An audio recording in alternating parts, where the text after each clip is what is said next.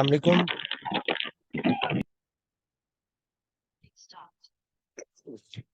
राबिया और युसरा के अलावा कौन कौन एग्जाम कैंडिडेट है? Please raise your hand.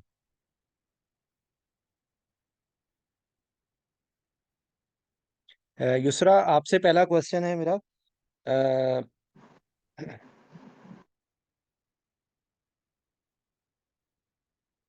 एक मिनट प्लीज।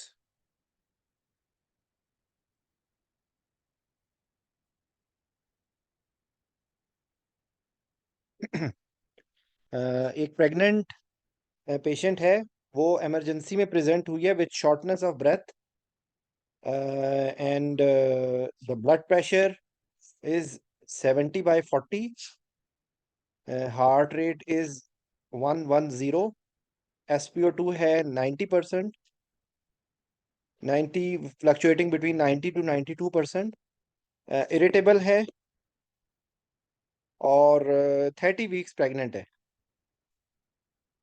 ठीक है, तो first of all you are being called to help in the help in you can say management of the patient. तो what will you do? Yes Yusra. Sir सबसे पहले तो हम ABC से अप्रोच करेंगे, पेशेंट का जो है वो देखेंगे कि उसकी एयरवे वगैरह, जो हम लोग इन्वेस्टिगेशन और management go side by side, हम मॉनिटर्स अटैच करेंगे पेशेंट को प्रॉप अप करेंगे, ऑक्सीजन लगाएंगे और उसके बाद हम लोग इवेलुएट करेंगे for the cause of hypotension and dyspnoea. Okay, सबसे पहले अब इस ये आपने ऑक्सीजन लगा दी, प्रॉप अप कर दिया, और इन्वेस्टिगेशंस कोई करेंगे इमीडिएटली? सर इन्वेस्टिगेशंस के अंदर हम पेशेंट का जो है वो एक तो सबसे पहले अल्ट्रासाउंड करवाना चाहेंगे और अल्ट्रासाउंड, उसके अलावा हम पेशेंट। एक सेकेंड, सेचुरेशन उसकी है 90 to 92%। सर उसके लिए तो हमने इसको ऑक्सीजन वगैरह लगा दिया ना, मॉनिटर अटैच कर दिए नहीं और हम तो अब साथ आपकी इन्वेस्टिगेट कर रहे हैं। अल्ट्रासाउंड रेलिवेंट इन्वेस्टिगेशन होगी या कोई और इन्वेस्टिगेशन रेलिवेंट होगी इस वक्त? सर हम इसके पहले तो ब्लड से शुरू करते हैं, कोagulation प्रोफाइल करवा नो लेते नो हैं। नो, इमीडिएटली, इमीडिएटली उस टाइम पे आप एबीजीज नहीं करेंगे? हो सकता है इसको इंट्यूबेट सर करना पहले पड़ मैं जाए। कॉज रूल आउट करूंगी तो कुछ करूंगी ना। कॉज एग्जैक्टली ही अभी लेकिन यहाँ पे हमें नहीं पता कि उसका ये नीचे क्यों ये आ रहा है बिल बीपी और सब कुछ, बिल्कुल, ये हो देखो सकता है कोई शॉर्टनेस अंदर ऑफ, इसके। ठीक है, ओके फाइन, लेकिन अल्ट्रा वो आप सही कह रही हो, वो इसके साथ आएगा, आप इमीडिएटली आप कॉल कर देंगे ऑब्स्टेट्रिशियन। ठीक है, ठीक है। कॉल टू ऑब्स्टेट्रिशियन, और उसमें फॉर द फीटल वेलबींग, आप फीटल वेलबींग कहना चाह रही है ना? जी सर, फीटल वेलबींग और सर अब्रप्शन हो सकती है या कोई भी अंदर इशू क्या है वो पता ओके, चलेगा, कोई कंसील्ड हेमरेज है कोई, तो फिर आगे शॉर्टनेस, चलेंगे ना हम। ओके फाइन, इसके अंदर देखो शॉर्टनेस सर ऑफ ब्रेथ जो है ना एक्सरे ये, और ईसीजी करवा के देख लेंगे। एक्सरे का क्या फायदा होगा? कोई लंग की एक्सरे तो पैथोलॉजी तो नहीं है? कॉन्ट्राइंडिकेटेड, एक्सरे नहीं करेंगे। एक्सरे तो नहीं, कॉन्ट्राइंडिकेटेड हो जाएगा। नो नो नो, देखो ये आपने, मैंने जो बहुत मीनिंगफुल अंदाज में कहा है कि एक्सरे की क्या, एक्सरे करेंगे इस सूरत हाल में। अगर पेशेंट जो है वो शॉर्टनेस ऑफ ब्रेथ है, तो इस टाइम पे तो आपने देखना है ना कि उसकी उस वक्त ये कॉन्ट्राइंडिकेशन इस वक्त खत्म हो गई है, ये 30 वीक प्रेग्नेंट है पेशेंट, तो एक्सरे ईसीजी भी शामिल होगी इसके अंदर। अच्छा, अब ओके, आपने एक्सरे करके देख लिया, उसका हार्ट का शेडो बड़ा आया हुआ है, वो उसकी हेजी शेडो है, ईसीजी, ईसीजी के अंदर कोई खास फाइंडिंग नहीं है, साइनस टाइकिकार्डिया है। ठीक है, आपका अब यहाँ तक कि इस इन इन इन्वेस्टिगेशन के साथ आपको, आपने ऑब्स्टेट्रिशियन भी आ गया, उसने अल्ट्रासाउंड किया है, फीटल वेलबींग ठीक है अभी तक। ठीक है, तो इस सिचुएशन में shortness of breath in pregnancy which is, मतलब आप, अब मैं आपको खुद ही हिंट दे रहा हूँ, आप खुद ये वहां पर एग्जामिनर आपसे, क्योंकि एक्चुअली इसी से मिलता जुलता scenario was asked to me real time, इसलिए मैं आपको सर फर्स्ट हैंड जो भी, कार्डियोमायोपैथी की तरफ जाना चाह रहे हैं ना आप? Thank you very much. Pregnancy induce cardiomyopathy. वो बेसिकली वहां पर वो आपको बिल्कुल एग्जैक्टली उनसे, मेरे तो फरिश्तों को भी उस वक्त नहीं पता, मैंने उनको कार्डियोमायोपैथी बता दिया था, but they were asking me कि ये कौन सी कार्डियोमायोपैथी है। उन्होंने बेसिकली, उन्होंने कहा कि उसका एको किया गया, उसका ejection fraction was only 15 to 20%। ठीक है, तो और प्रेगनेंसी के लास्ट ट्राइमेस्टर में ये आफ्टर 20 वीक्स है, और लो इजेक्शन फ्रैक्शन है। साथ फिर मैंने यहाँ पर आप हिस्ट्री वाली बात है, क्योंकि रियल टाइम के अंदर वो आपसे थोड़ा थोड़ा आपको सिनेरियो को मजीद एक्सप्लोर कर रहे होंगे। तो आपकी हिस्ट्री के अंदर प्रीवियसली पेशेंट ठीक है, 20 वीक्स ऑफ गेस्टेशन के बाद उसको डिस्निया डेवलप हुआ है, तो वो basically it was a question on peripartum cardiomyopathy. अगर अब ये पेरीपार्टम कार्डियोमायोपैथी या इजेक्शन फ्रैक्शन की फाइंडिंग अगर मैं आपको भी ना रखूं, इसके अलावा और क्या हो सकता है? पेशेंट को नहीं पता था कि उसको कोई हिस्ट्री थी, क्योंकि there are so many cases in which mitral stenosis का नहीं पता है पेशेंट को, ठीक है ना। तो माइट्रल स्टीनोसिस की भी जो डिकम्पेंसेशन होगी वो इस तरह प्रेजेंट कर सकती है, ठीक है। तो बेसिकली आपने अगर वो आपको हिंट दे देंगे तो आप ये कहेंगे मोस्ट प्रोबेबली हार्ट डिजीज है या रिस्पिरेटरी डिजीज है, और उसमें आपका जो डिफरेंशियल डायग्नोसिस पे आप चलेंगे, एको करेंगे, एको से पता चल जाएगा कि उसकी प्रीडोमिनेंटली रिस्पिरेटरी कॉज है या प्रीडोमिनेंटली कार्डिक कॉज है, ठीक है। ये अच्छा, एक तो सर अगर एमएस होगा तो एमएस की तो और चीजें भी उन्हें बतानी चाहिए ना। वो नहीं बताएंगे, वो नहीं बताएंगे। जैसे कि आपकी फ्लैटनिंग ऑफ कार्डियक शैडो हो गया, आपने एक्सरे करा लिया, उसको फ्लैट कर दे, स्ट्रेटनिंग कर दें, या उसकी कोई जेवीपी रेज हो रही है, या उसका कोई मैलर प्रोमिनेंसेस वो जो उसके वो एक्चुअली चीक्स पे होते हैं नॉर्मल वो होगा डायसिस्टोलिक। हाँ, नहीं नहीं, वो आप सही कह रही हो, मरमर। नहीं नहीं, वो आप सही कह रही हो, लेकिन देखो मेरी एक बात सुनो।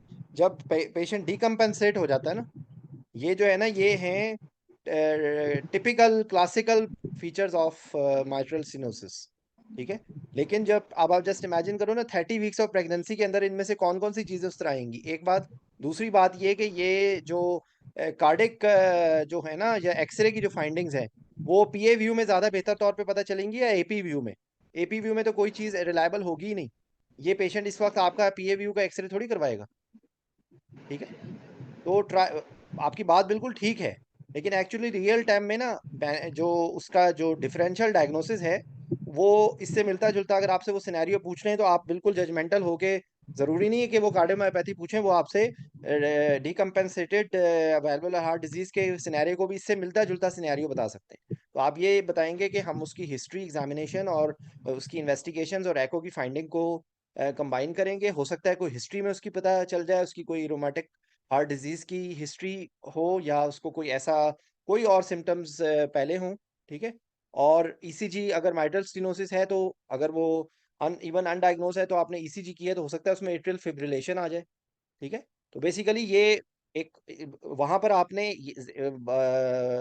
जो आपका रेस्क्यू है ना, वो ये है कि आप कोई खाली दो तीन बातों से आप अपने जो जुमले हैं ना, उनको आप वन डायमेंशनल ना ले जाएं, जब तक बिल्कुल 100% एग्जामिनर आपको बता ना दे। तो आप कहें कि ये इस सिचुएशन के अंदर मेनली या तो कार्डिक कॉज है या रिस्पिरेटरी कॉज है। अगर यहाँ पर ब्लड प्रेशर इसका इन्होंने बहुत थोड़ा दिखाया है, तो क्या ये इस एक सिंगल ब्लड प्रेशर की रीडिंग बहुत कम होने से क्या प्री एक्लेम्शिया रूल आउट हो सकता है? एग्जैक्टली नहीं, ठीक है ना।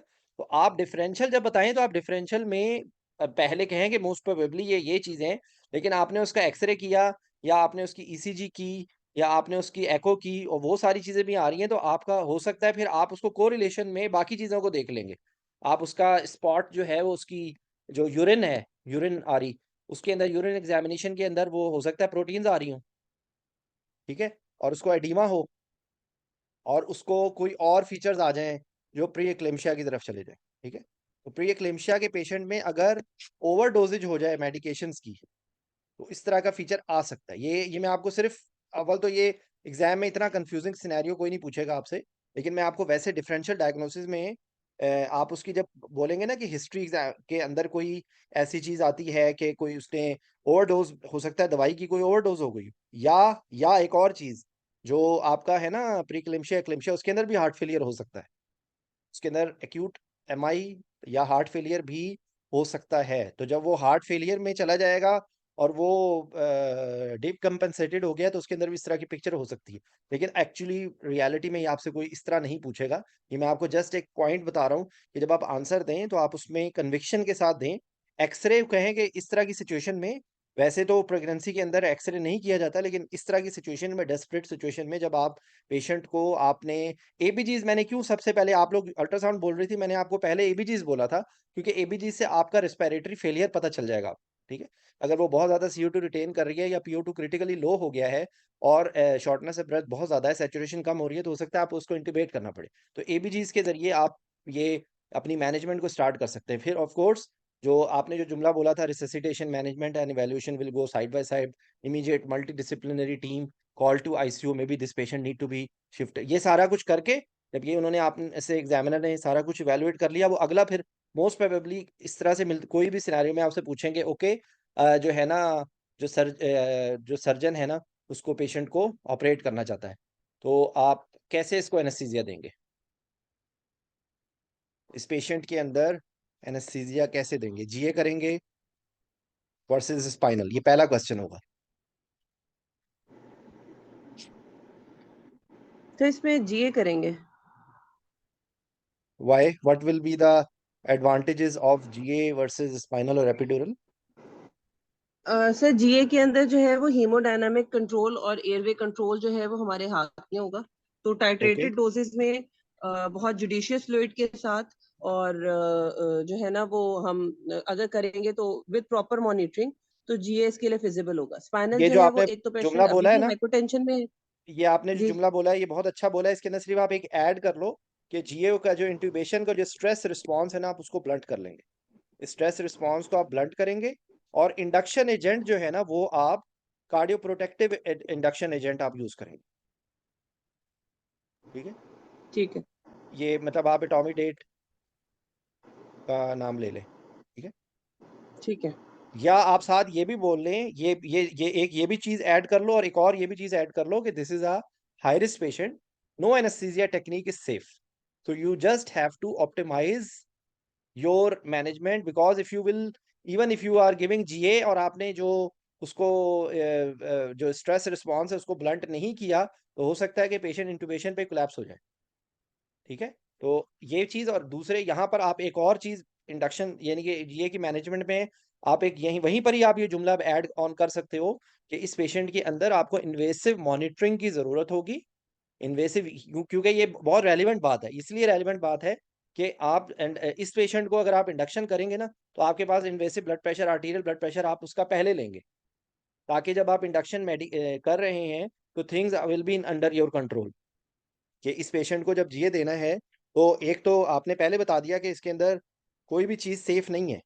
GA भी ये नहीं है कि GA का मतलब है कि बिल्कुल सेफ है, तो उसने कहा है कि this will be high risk patient, आपने you have to take high risk consent for mortality morbidity, ICU should be arranged, and you will like have invasive monitoring before induction, and then you will try to use the medications which have less cardiac depressant effect, और फिर आप आगे वो जब उन्होंने, देखो मेरी बात सुनो, जब वो आपकी अप्रोच देखेंगे ना कि इसको मरीज को मारना नहीं है, इसने मरीज को जिंदा रखना है, तो वो यकीन करो वो आपकी हेल्प करनी शुरू कर देंगे।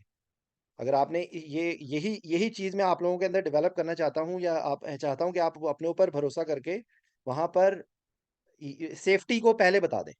जब आपने किसी भी सिनेरियो के अंदर सेफ्टी को पहले बता दिया ना, अब आप पास हो गए, आप यकीन करो आप पास हो गए, छोटी मोटी मिस्टेक ओवरकम हो जाएगी। लेकिन अगर आपने कहानी, लंबी कहानी शुरू कर दी, और सेफ्टी प्रोफाइल इस पेशेंट की मैनेजमेंट के अंदर इन्वेसिव मॉनिटरिंग इसको बचाने के लिए है, क्योंकि इन्वेसिव मॉनिटरिंग अगर नहीं होगी, तो आप मरीज को कोई भी एनेस्थीसिया दे रहे हैं ना, इवन आपने एपिड्यूरल भी लगाना है ना, तो it is better to take invasive monitoring before. आप invasive blood pressure, arterial blood pressure आपके हाथ में होगा, तो आपके लिए कंडक्ट ऑफ एनेस्थीसिया आसान होगा।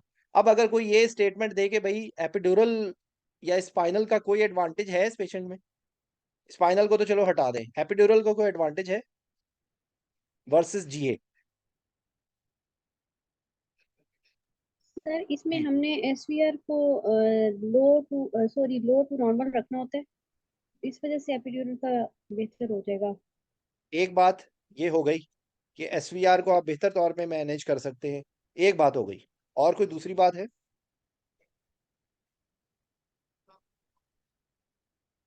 एक नाम शायद आप लोगों को कभी सुना हुआ आपने, ग्रेडेड एपिड्यूरल।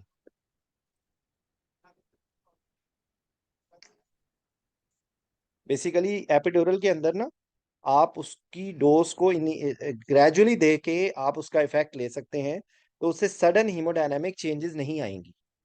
ये एक वाहिद इसका एक एडवांटेज है।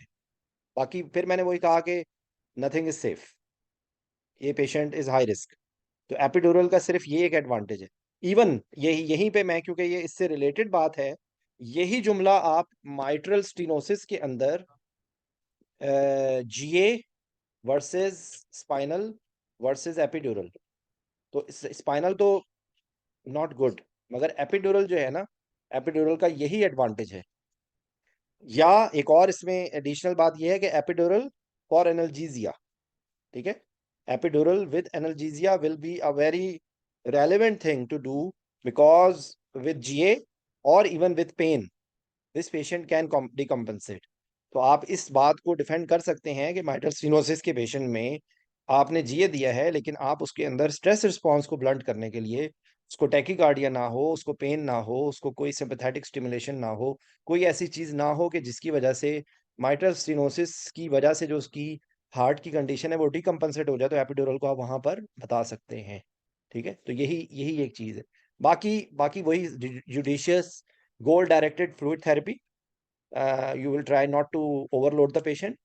You can use colloids, early detection of bleeding. अगर ब्लीडिंग हो रही है तो आप जो है वो, अगर ऐसा, अच्छा यही यही केस में अगर हाई ब्लीडिंग हो गई है तो आपके पास रिजर्व भी कम होगा ना, तो इसलिए आप यू विल ट्राई टू, अच्छा इसी इसी में, क्योंकि ये क्वेश्चन के अंदर चाहे वो गायनी ऑप्स का कोई भी केस हो ना, उसके अंदर जो यूट्रोटॉनिक्स हैं जो उनके उनके बारे में आपको क्लियर पता होना चाहिए कि कहाँ पर ऑक्सीटोसिन है और मेथर्जिन है।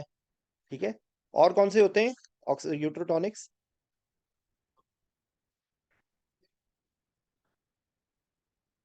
जी, सर इरगट है, प्रोस्टेट है, अटोसिबेन, ये सारी आ जाती हैं। नहीं, PGF2 अल्फा, जी सर। मीजोप्रोस्टोल, ठीक है, और ऑक्सीटोसिन का ही एक ग्रुप है। आई डोंट नो कि ये आप लोगों को एग्जाम में पूछेंगे नहीं पूछेंगे, लेकिन मैं आपको जस्ट बता देता हूँ। इसका नाम ना लीजिएगा जब तक कोई आपसे पूछे नहीं। इसका नाम है कार्बिटोसिन। ठीक है, ये ऑक्सीटोसिन की तरह ही की मेडिकेशन है, सिर्फ इसमें फर्क ये होता है कि इसके अंदर कार्डिक जो लोड होता है, क्योंकि ऑक्सीटोसिन का क्या कार्डिक होता है इफेक्ट? सर हाइपोटेंशन और टैकी करता है ना। हाइपोटेंशन और टैकी, ये हाइपोटेंशन और टैकी वैसे करता क्यों है बाय द वे? जो मेन बात आपने नहीं बताई है वो वॉल्यूम ओवरलोड है,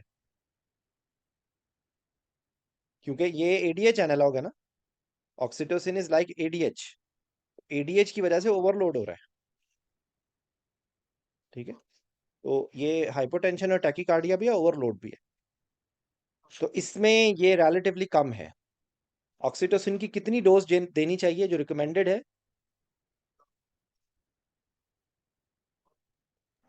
सर पहले 5 इंटरनेशनल यूनिट स्टार्ट देते हैं और फिर ड्रिप में डाल के चला देते हैं पर आर पे 1। कितनी? Sir 5 to 40 5 to 40? International unit. देखो मैं अब इसमें इसमें इस रेफरेंस से अगर आप बताइए ना, तो आप ये कहें कि it is better to avoid bolus. Okay, क्योंकि इस कंडीशन में जो ये पेशेंट जो है ना, ये मजीद डिकम्पनसेट कर जाएगा। वजह, उस टाइम पर पेशेंट में क्या फिजियोलॉजिकल चेंज आती है जिससे ज्यादा वॉल्यूम बढ़ता है उस टाइम पे? कौन सी सर ऐसी वो चीज होती है? ऑटो ट्रांसफ्यूजन होती है ना क्यों? डिलीवरी के बाद। सर वो प्लेसेंटा का सारा ब्लड फ्लो जो होता है वो डिलीवरी के बाद जो है वो मदर के अंदर आ जाता है। में आ जाता है और मैक्सिमम कार्डिक आउटपुट होता है उस टाइम पे। ठीक है, उस टाइम पे जी हार्ट सर। के ऊपर मैक्सिमम स्ट्रेस आता है। उस टाइम पे अगर आप एक मेडिकेशन ऐसी दे रहे हैं जिसकी वजह से थ्रेटिकली और उसके ऊपर लोड पड़ेगा, तो it is better not to give bolus, you can start the infusion. ठीक है ना, तो basically up to 5 international units bolus, और फिर उसके बाद ये 10 इंटरनेशनल यूनिट्स पर आवर। ठीक है, up to 10 international units per our.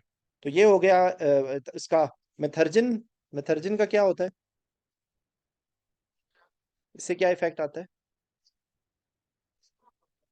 इससे हाइपरटेंशन होती है सर, हाइपरटेंशन, टेकिकार्डिया। प्री-एक्लेम्पिया में अवॉइड करेंगे। हाइपरटेंशन, ठीक है, तो ये बेसिकली वेजोप्रेसर है ये। इसका वेजोप्रेसर इफेक्ट है। तो आपने हाइपरटेंसिव पेशेंट्स में अवॉइड करना है। PGF2 अल्फा,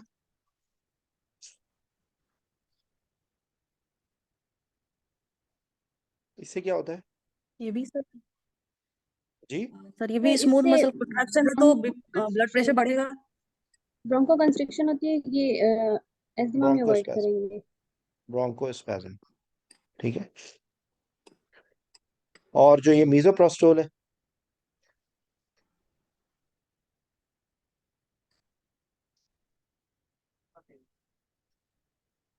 वैसे आपस की बात है, ये PGF2 अल्फा और मीजोप्रोस्टोल के बारे में मुझे भी बहुत थोड़ा ही पता है, ये देख लें आप थोड़ा तो सा ना। मेरे ख्याल में मीजोप्रोस्टोल से फीवर होता है, फीवर, मीजोप्रोस्टोल से टेकिकार्डिया, हाइपोटेंशन। बहरहाल ये देख लेना, ये क्योंकि देखो सिर्फ ये सेफ चार होता है वैसे। जी सर। ये अंदाजे ना लगाएं, ये क्योंकि मुझे भी मैं भी खुद भी कंफ्यूज हो गया, इसलिए मैं खामोश हो गया हूँ। इसको आप देख लेना कि मीजोप्रोस्टोल, क्योंकि ये देखो गायनी ऑप्स का एक सिनेरियो उन्होंने पूछना ही पूछना है। उसके अंदर आपको यूट्राइन टोनिक्स और यूट्राइन रिलैक्सेंट्स, ये दोनों का बिल्कुल क्लियर आपको कॉन्सेप्ट होना चाहिए, ताकि वो आपसे कोई भी क्वेश्चन पूछे, एटलीस्ट मोटी मोटी बातें ना, एटलीस्ट इतना तो आपको पता हो। जैसे मैं आपसे अभी पूछ रहा हूँ कि PGF2 अल्फा का क्या इफेक्ट होगा, एनेस्थीसिया में क्या इफेक्ट होगा, तो आपको इसका जवाब आपके दिमाग में होना चाहिए ना। तो ये मीजोप्रोस्टोल को देख लेना, क्योंकि ये आम तौर पे ये साइटोटेक के नाम से आती है। इसके अंदर ये बेसिकली इसके अंदर एनसेड होता है साथ, डाइक्लोफेनिक सोडियम और ये मीजोप्रोस्टोल क्या आमतौर पे कॉम्बिनेशन इकट्ठा अवेलेबल होता है। तो ये जहन में इसकी रखे, पर रेक्टल रखते हैं ना इसको, तो ये चीज़ है इसका, तो ये थोड़ा सा आप देख लेना। तो यहीं पर ही इसी जगह पे ये रेलिवेंट है, तो चीज़ तो मैं यही, यूट्राइन रिलैक्सेशंस कौन कौन सी दी जाती हैं? सर उसमें बीटा एगोनिस्ट होगा ना, टर्बिटलिन। सिर्फ ओके, वॉलेटाइल एजेंट्स भी आपके यूट्राइन रिलैक्सेंस है। ओके। और मैग्नीशियम है सर, एनटीजी है, मैग्नीशियम एनटीजी, और ऑक्सीटोसिन एंटागोनिस्ट जो कि एटोसिबान नाम से आता है, क्या नाम से आता है? और एटोसिबान। अच्छा, ये मुझे नहीं पता सबा, ये यहाँ पे अवेलेबल था? नो सर, सर ये बुक में बुक्स है में लिखा। लिखा हुआ है। ओके, ओके, ये देख लेना, क्योंकि ये मेरे मेरे इल्म में नहीं है ये एटोसिबैन। ओके, तो आपको ये बेसिकली ये जो क्वेश्चन है ना, ये किस तरह पूछेंगे, ये यूट्राइन इन्वर्जन के रेफरेंस से पूछ सकते हैं, ठीक है। ये आमतौर पे क्योंककि प्रेगनेंसी, जो प्रेग्नेंट पेशेंट के जो क्वेश्चंस होते हैं ना, उनमें से एक क्वेश्चन ये होता है कि बेसिकली जो है ना, रिटेन्ड प्लेसेंटा रह गया है और DNC के लिए ला रहे हैं, तो उस टाइम पे आपको रिलैक्स करना है। तो आप कैसे रिलैक्स करेंगे, तो आपके पास क्या क्या ऑप्शंस हो, ठीक है। तो नाइट्रेट ऑप्शन है, मैग्नीशियम सल्फेट ऑप्शन है, बीटा 2 एगोनिस्ट है, वोलेटाइल एजेंट है। तो ये क्वेश्चन आपसे इस रेफरेंस से पूछ सकते हैं, ये MCQ में बहुत आता है ये क्वेश्चन, इससे मिलता जुलता ना। तो आपको थोड़ा सा आइडिया होना चाहिए। बीटा 2 एगोनिस्ट का जो है वो स्मूथ मसल की रिलैक्सेशन का इफेक्ट है, वोलेटाइल का भी इसी तरीके से, मैग्नीशियम सल्फेट का भी ऐसा ही है।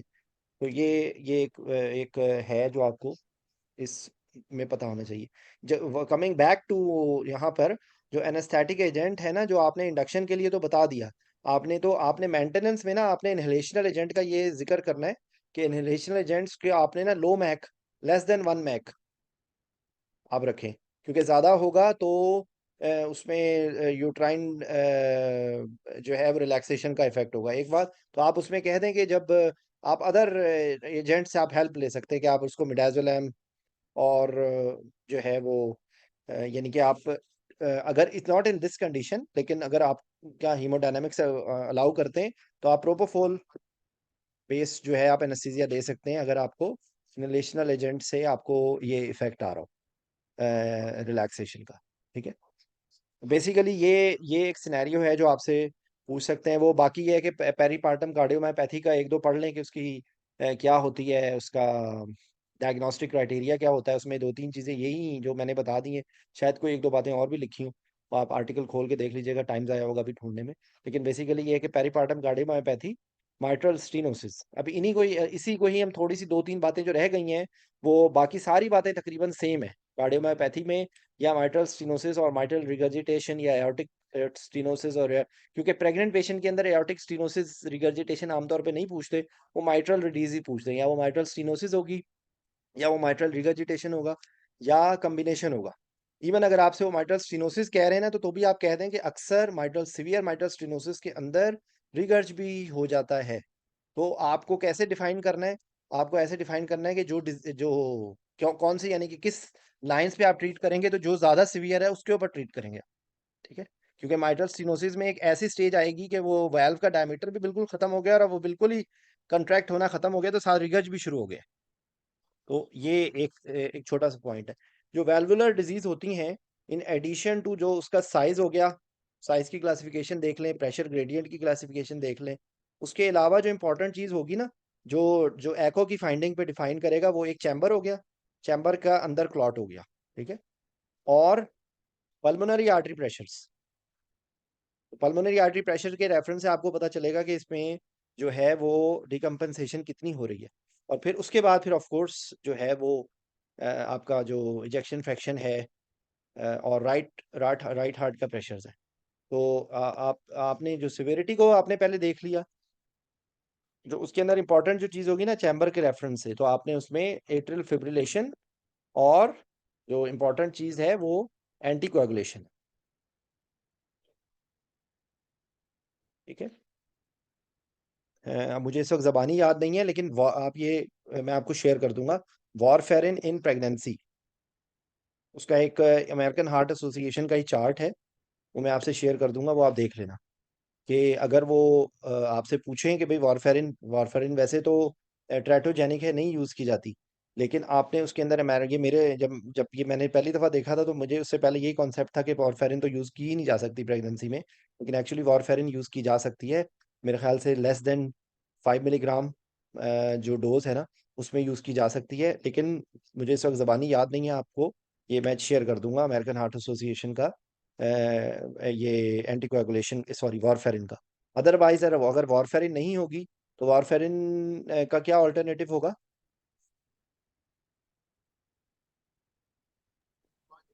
तो लो मॉलिक्यूलर वेट हेपरिन दे देंगे। हेपेरिन। जी, लो मॉलिक्यूलर वेट हेपरिन हो गया। और जो है वो बाय द वे, वारफेरिन का क्या मैकेनिज्म ऑफ एक्शन होता है? सर ये वो विटामिन करता है के 2, 7, डिपेंडेंट 9, फैटी। 10 विटामिन के डिपेंडेंट फैक्टर्स को विटामिन के इनहिबिट करता है। डिपेंडेंट सर ये फैक्टर्स 7, ऑक्सीडेशन 9, ऑफ 10 पोटेशियम उसको कम करता है। किसको कम करता है? तो ये ऑक्सीडेशन रोकता है शायद।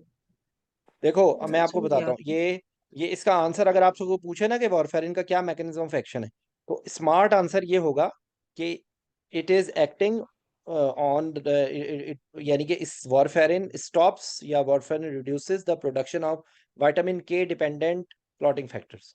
अगर आपको वो अगला स्टेप अगर आपको एग्जैक्टली याद नहीं है और आपने इस तरह बोलना शुरू किया, तो आप बैड इंप्रेशन हो जाएगा, ठीक है?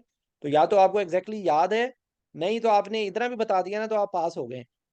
अब वो आपसे काउंटर क्वेश्चन पूछेंगे एग्जैक्टली, तो उनसे बता देंगे एग्जाम एंजाइम के ऊपर करता है, मुझे I am not recalling the exact किस पे करता है, लेकिन इट स्टॉप्स द विटामिन के डिपेंडेंट। वो ज्यादा से ज्यादा आप ये आपसे वो 2, 7, 9, 10 पूछ लेगा, ठीक है? तो ये स्मार्ट प्रैक्टिस है कि आप कोशिश करें कि वो चीज़ बोले ही ना जो आप वो आधी आती है और आधी नहीं आती, वो छोड़ दें एक लम्हे के लिए, ताकि जो बेसिक चीज़ है वो ये है, ठीक है? अच्छा, लो मॉलिक्यूलर वेट हेपरिन और हेपरिन के मैकेनिज्म में क्या फ़र्क होता है? हेपरिन का क्या मैकेनिज्म ऑफ एक्शन होता है? सर ये बाइंड करता है एंटी थ्रोम्बिन 3 पे, और उससे ये बाइंड करता है? प्रोथ्रोम्बिन से मतलब उससे अटैच होकर के उसकी एक्टिविटी को बढ़ा देता है, एंटी थ्रोम्बिन अटैच 3 करने की ज़रूरत नहीं एक्टिविटी। है। अगर आप वही गलती जो आप युसरा ने की थी, वही गलती अब आप कर रही हो। आप एंटी थ्रोम्बिन 3 की एक्टिविटी को ये बढ़ाता है, हम्म। ठीक है? ये एंटी थ्रोम्बिन 3 की एक्टिविटी को बढ़ाता है। उससे क्या होता है? जो थ्रोम्बिन की इनहिबिशन होती है, ठीक है? यस। इसमें और लो मॉलिक्यूलर वेट हेपरिन में क्या फ़र्क होता है युसरा? सही है, मुझे इतना सही तरह भी याद नहीं सर है। वो भाई फैक्टर 10 इफेक्ट करता है शायद। जी, ये कुछ हजरात भी बैठे हुए हैं। मुनीब भाई, आप भी कुछ बोल रहे हैं, मेरे तो आप नजर नहीं आए हो। अस्सलाम वालेकुम सर, मैं बस लेट हो गया था, मैं देख रहा था कौन सा टॉपिक चल रहा है। हाँ, अभी आप टॉपिक ही ढूंढते रहो, अभी जो लफ्ज हो रहा है उस पे तो जवाब दो ना, आप ये जवाब आपने देना है। क्या होता है फर्क हाँ हेपरिन के मैकेनिज्म ऑफ एक्शन में और लो मॉलिक्यूलर वेट हेपरिन में? सर, हेपरिन का तो यही कि एंटी थ्रोम्बिन 3 को सही अगुमेंट करता है, मतलब उसकी एक्टिविटी को बढ़ाता है ये। जी और जो लो मॉलिक्यूलर वेट हेपरिन है सर, वो स्पेसिफिक फैक्टर 10 को इनहिबिट करता है। ठीक है, ये दोनों पे करता है, लेकिन इसकी एक्टिविटी जो है वो रिलेटिवली इस पे ज्यादा होती है। ठीक है, इस पे कम होती है। ठीक है। एंटी थ्रोम्बिन 3 पे कम होती है और इस पे ज्यादा होती है। तो और इस इसलिए जो लो मॉलिक्यूलर वेट हेपरिन्स को आप मॉनिटर नहीं कर सकते, अगर आपने करनी हो तो आपको एक्टिवेटेड फैक्टर 10A का लेवल्स करवाने पड़ते हैं। ठीक है, और हेपरिन का एक जी, जेन में रखें, ऐसे। ये एक क्वेश्चन है कि हेपरिन, ये शायद यहाँ पे नहीं पूछेंगे, लेकिन आपको एक वैसी एसोसिएटेड नॉलेज की पॉइंट याद आ गया। हेपरिन जो है ना, वो एंटी थ्रोम्बिन 3 के बगैर नहीं काम करता। तो इसलिए अगर एंटी थ्रोम्बिन 3 की डेफिशिएंसी होगी तो हेपरिन का इफेक्ट नहीं आएगा। ये एक बात हो गई। दूसरी बात, हेपरिन के रेफरेंस से जो ठीक है। आप लोगों को पता होनी चाहिए वो हिट है। तो हिट के बारे में कई वाइवे के अंदर डिस्कशन में ये आ सकता है। तो एक दो बातें आपको जरूर पता हो कि हिट क्या होता है। एक उसकी एक टाइप 1 होती है, एक टाइप 2 होती है, मुझे से ज्यादा याद नहीं है। एक ज्यादा सिवियर होती है, एक कम उसकी सिवियर होती है। एक कोई हिट स्कोर होता है, उसमें 4-5 चीजें होती हैं कि कितना लेवल कम हो रहा है। और जो है वो आप देख लेना हिट स्कोर। ठीक है, उसके अंदर 4-5 बातें हैं, वो आप याद कर लेना कि इसके अंदर क्या क्या ठीक। होते हैं, जिसकी रेफरेंस है उससे ज्यादा नहीं कोई पूछेगा। और दूसरा क्वेश्चन होगा कि हिट अगर पेशेंट को है जो हेपरिन, क्योंकि देखो वाइवे के अंदर हेपरिन जो है ना, वो वाल्वुलर हार्ट डिजीज में भी आ सकता है, वो कहीं पर भी इसका जिक्र आ सकता है। तो इसलिए ये हिट के बारे में जरूर पढ़ लेना। हिट क्या होता है, heparin induced thrombocytopenia, hit score क्या होता है, और उसके अंदर ऑल्टरनेटिव क्या होते हैं। तो एक उसमें फंडोपैरोनेक्स होता है जो इसके ऑल्टरनेटिव के तौर पे दिया जाता है, एक लैपोरिडिन होता है। ठीक है, लैपोरिडिन और फंडोपैरोनेक्स, ये वो सुनो नाम है जो मुझे कभी याद नहीं होते थे। लेकिन ये अगर आप लोग याद कर लो सर, तो मैं आप लोगों को सल्यूट करूंगा, लेकिन नाम आप लोगों को एटलीस्ट ग्रुप्स पता होने चाहिए। एंटीकोएगुलेंट्स हाँ और जी, एंटीप्लेटलेट्स, इनके आपको ग्रुप्स पता बिल्कुल। होने चाहिए। जिस तरह इसके ये जो एक फंडोपैरेनॉक्स एक ग्रुप है, एक लेप्रोडिन एक ग्रुप है, इनके अलग मैकेनिज्म ऑफ एक्शन है। तो ये मुझे इस वक्त ज़बानी याद नहीं है, लेकिन ये आपको ना ना डिटेल याद करें, लेकिन आपको इसका ग्रुप्स पता होने चाहिए कि डिफरेंट एंटीकोएगुलेंट्स के और एंटीप्लेटलेट्स के कौन कौन से ग्रुप हैं। इसी तरीके से प्लेटलेट वाले जो हैं, तो प्लेटलेट वाले भी एक वो 2B3A इनहिबिटर्स हैं, उनमें एक क्लोपिडोग्रल है। ठीक है, और एक और भी है, दो और भी हैं, एक क्लोपिडोग्रल है, एक एस्पिरिन है, और उसके अलावा दो और ग्रुप्स हैं which I cannot recall at the moment। तो ये आप अभी, मैं कहीं आर्टिकल खोल के मैं आपको दिखा देता हूँ, वो आपको पता होनी चाहिए। ठीक है, तो कमिंग बैक, तो इस टॉपिक के अंदर जो आपका वेल्वुलर हार्ट डिजीज या पेरिपार्टम कार्डियोमायोपैथी या हार्ट फेलियर, या हमने सिनेरियो स्टार्ट किया था shortness of breath in in 30 weeks pregnant, ये हमारा सिनेरियो था। ठीक है, तो ठीक है। ठीक। क्योंकि मुश्किल चीज कर ली है, बाकी आपसे जो प्रेग्नेंट पेशेंट में देखो, या तो वो क्वेश्चन होगा, अगला अगला सिनेरियो जो है ना वो है ब्लीडिंग, ब्लीडिंग पेशेंट इन।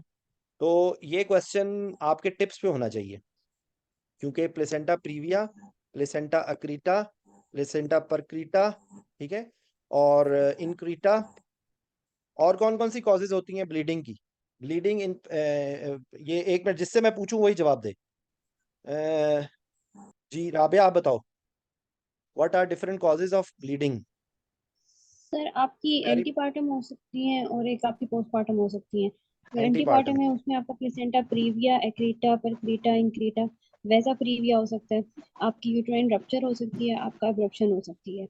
अच्छा एक सेकंड, एक सेकंड, यहाँ पे मैं सिर्फ एक ऐड कर दूं, इसको आप डिवाइड, आपके दिमाग के अंदर होना चाहिए कि एक पेनफुल होती है, जी सर। एक पेनफुल होती है और एक पेनलेस होता है। ठीक है, तो आप जो प्रीविया जो वाली सर पेनलेस होगी। पेनलेस होगी, ये वैसा प्रीविया की भी पेनलेस होगी। जो है ना इसके जी अंदर सर। जो एब्रप्शन एब्रप्शन की जो है ना वो पेनफुल एब्रप्शन की होगी, जो है ये आपकी पेनफुल होगी और और रप्चर यूट्राइन की रप्चर होगी की, पेनफुल। ये दो जो हैं वो होंगी। और इसके अलावा ब्लीडिंग जहां पर भी आएगा ना, वहाँ ये ज़हन में रखें कि प्राइमरी ब्लीडिंग की भी कोई डिसऑर्डर हो सकता है। तो ये कभी भूलना नहीं है, आप दुनिया जहान की बातें बता दोगे, लेकिन जो प्राइमरी ब्लीडिंग डिसऑर्डर का नाम ही भूल जाओगे। तो ये नेवर फॉरगेट, ठीक सर। प्राइमरी ब्लीडिंग और कोएगुलेशन डिसऑर्डर्स का नाम नहीं भूलना। ठीक है, ये भूल, ये क्योंकि ये तो सब हर जगह घुस जाएगा ना, ये तो एंटीपार्टम भी हो सकता है, पोस्टपार्टम भी हो सकता है ना। तो प्राइमरी ब्लीडिंग डिसऑर्डर का नाम नहीं भूलना आपने, ये मैसेज आपको, आप लोगों के लिए। बाकी वो उसकी जो है वो आपकी, जो आपने ये बता दिया। पोस्टमार्टम हेमरेज की क्या होगी कॉजेस?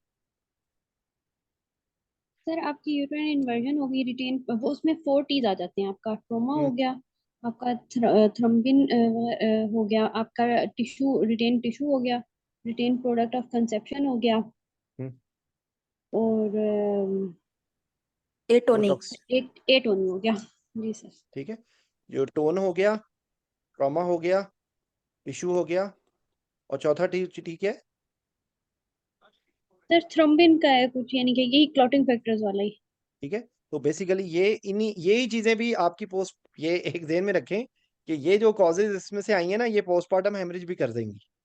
तो ये भी इनका इनडायरेक्टली ये भी लिंक्ड है ना, ये भी इनडायरेक्टली, तो ये भी ब्लीडिंग पोस्ट ऑपरेटिवली भी ज्यादा, ये पोस्टमार्टम भी करेंगी ना, ये प्लेसेंटा प्रीविया एक्रीटा। अच्छा, अब ये क्वेश्चन जो है ना वो आपसे दो सिनेरियोज में पूछा जा सकता है। या तो एक पेशेंट वो बताएंगे कि एक डायग्नोस्ड केस है प्लेसेंटा प्रीविया का या एक्रीटा का या इनक्रीटा का, आपके पास इनिशियल भी आए हैं, आपने उसको कैसे प्लान करना है। एक क्वेश्चन ये हो सकता है, या दूसरा क्वेश्चन ये हो सकता है इमरजेंसी में। इमरजेंसी में भी ये कि इमरजेंसी में आपके पास है, इमरजेंसी में वो आपसे इस तरह सिनेरियो पूछ सकते हैं कि आप यानी कि लैंड किया है और आप अनप्रिपेयर्ड है और आपने प्रिपरेशन नहीं की हुई। और तीसरा सिनेरियो ये है कि you are just doing caesarean section and suddenly it found to be a placenta previa या क्रीटा। ठीक है, यानी कि undiagnosed, diagnosed and recently diagnosed. तो तीनों के अंदर आपको थोड़ी सी प्रायोरिटीज और थोड़ी चीजें डिफरेंट हो जाएंगी, बाकी कॉमन बातें वही रहेंगी। कॉमन बातें क्या होंगी कि अब आपको जो आपने अल्फाज वहां पर नहीं भूलने, पहले मैं बता रहा हूँ, आप फिर तरतीब उसको कहीं पे भी घुसा लें। एक तो इन पेशेंट्स के अंदर मैसिव ट्रांसफ्यूजन प्रोटोकॉल का जिक्र आपने कभी भी नहीं भूलना, नंबर 1। नंबर 2, आपने इसके अंदर जो है ना कि जो जो जो ब्लड कंजर्वेटिव स्ट्रेटजीज है ना, ब्लड कंजर्वेटिव स्ट्रेटजीज, वो आपने जहन में रखनी है। तो ब्लड कंजर्वेटिव स्ट्रेटजीज कौन कौन सी होती हैं? हाइपोथर्मिया को आपने प्रिवेंट करना है, ठीक है। आपने जो है आपकी जो सेल सेवर है, सेल सेवर है, उसके बाद रैपिड इन्फ्यूजर्स हैं, ब्लड वार्मर्स हैं, ठीक है। और जो ये विद रेफरेंस टू यहाँ पर जो है वो आपकी वो भी आ जाएगी, जो यूट्राइन से रिलेटेड चीज़ें। तो वो यूट्राइन से रिलेटेड क्या क्या चीज़ें, यूट्राइन से रिलेटेड आपकी जो टोनिक्स हैं, यूट्राइन से रिलेटेड आपके सर्जिकल मैनूवर्स हैं, वो बी लिंच सूचर है, वो बी लिंच है एक। और फिर अगर कुछ नहीं होता तो हिस्टेक्टमी है, ठीक है। हिस्टेक्टमी है, पैकिंग है। तो ये आपने जो ये कॉमन, ये कोई भी आ जाएगा ना इनमें, कहीं ना कहीं से घूम फिर के ये सारी बातें आ जाएंगी, ठीक है। और जो एक्रीटा परक्रीटा इनक्रीटा है, उसके अंदर आपकी मल्टी डिसिप्लिनरी टीम है कि इवन अगर ये पेशेंट आ जाता है ना पहले, आप उसको, हो सकता है कि आप उसको इंटरवेंशन रेडियोलॉजिस्ट के साथ भेज के, एक उसके अंदर वो होता है टेम्पोनाइट का तरीका, तो आप उसको टेम्पोनाइट भी कर सकते हैं, ये इंटरनल आइलिक वेसल्स को, ठीक है। उसके अलावा आपके पास कौन कौन सी स्पेशलिटीज की जरूरत पड़ सकती है? यूरोलॉजिस्ट, जनरल सर्जन, ठीक है। क्योंकि अगर ये इन्वेट कर रहा है तो इसके अंदर आपको यूरोलॉजिस्ट और general surgeon.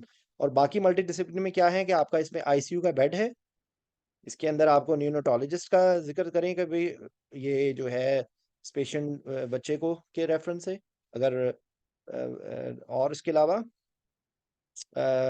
Blood bank and हीमाटोलॉजिस्ट, ठीक है। तो अब आप इसको फिट कर लें कहीं पर भी, अगर वो इमरजेंसी सिनेरियो हो गया है तो आपने एमटीपी का जिक्र कर दिया, और अगर इमरजेंसी सिनेरियो नहीं है तो आप पहले से अरेंज कर रहे हैं, तो आपने उसके अंदर आपको पास adequate 4 to 5 units of PRBC आपके रूम में होने चाहिए। और उसके अलावा जो है, जो एमटीपी क्या होता है वैसे, बाय द वे एमटीपी बताओ Munib, what is massive sir transfusion ये protocol? Massive transfusion protocol sir, इसमें बेसिकली हम वो जो 1:1 के साथ जो ब्लड को ट्रांसफ्यूज करते हैं रैपिडली, नहीं नहीं नहीं नहीं और नहीं इसमें रैपिड एक मिनट, सबा आपको तो पता होगा, आप बताओ what is massive transfusion protocol. इसमें सर अनक्रॉस मैच ब्लड हम लोग देते हैं आरबीसीज और एफएफपी, उसके साथ क्रायो और वो भी आता है। नहीं, ये भी आपका भी आंसर कोई मजे का नहीं है। मैसिव ट्रांसफ्यूजन प्रोटोकॉल किसको पता है? राबिया, यूसरा?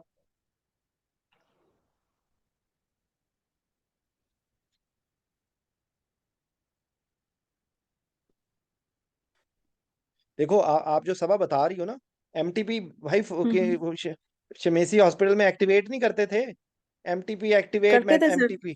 तो फिर तो वो बोलो ना तो सर वो कि ये एक, अनक्रॉस नहीं मैच नहीं, क्यों वो देता था ठीक आप सर बता रही ब्लड हो, वो बेसिकली आपने है? ये बता, आप सही बता रही हो, लेकिन उसके अंदर थोड़ा सा एडिशनल ये है कि ये एक हॉस्पिटल बेस्ड प्रोटोकॉल होता है कि जब ये एक्टिवेट करते हैं तो there is a set of uncross match PRBCs, FFPs, cryoprecipitate and platelets which will be rush to the operation theatre. ठीक है, उसके अंदर उसकी कॉम्बिनेशन डिफरेंट हो सकते हैं। और एमटीपी के अंदर बेसिकली उसके बाद, क्योंकि ये इस वक्त अब आपके पास टाइम नहीं है, यानी कि यू नीड, इसको क्रैश पैक भी कहते हैं। ये एमटीपी मैसिव ट्रांसफ्यूजन प्रोटोकॉल आपको ना सिर्फ यहाँ पर बोलना है, आपको कोई भी ऐसी सिचुएशन जहां पर सडन ब्लीडिंग हो गई है ना, तो आप एमटीपी का जिक्र कर सकते हैं, क्योंकि मैसिव ट्रांसफ्यूजन प्रोटोकॉल का वहां पर भी रोल होगा। ठीक है, तो ये जहन में रखें बात। तो और आप इस पे आधी क्या बात। बोलेंगे सर, ये कितना सेट आता है, कितना हम्म, सेट आएगा? ये जैसे 6 यूनिट्स का आता था, तो हम कितना क्या बोलेंगे या कुछ नहीं बोलेंगे, मतलब ये कोई इसी यूनिट तरह ही नहीं बोलना है। बोलेंगे?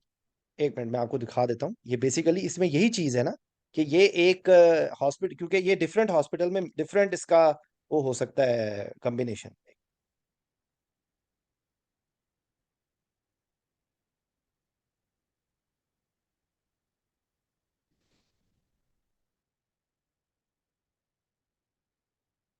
ये डिफरेंट हॉस्पिटल्स में ना डिफरेंट होता है। तो बेसिकली ये देखो यहाँ पर इन्होंने क्या लिखा हुआ है इसका,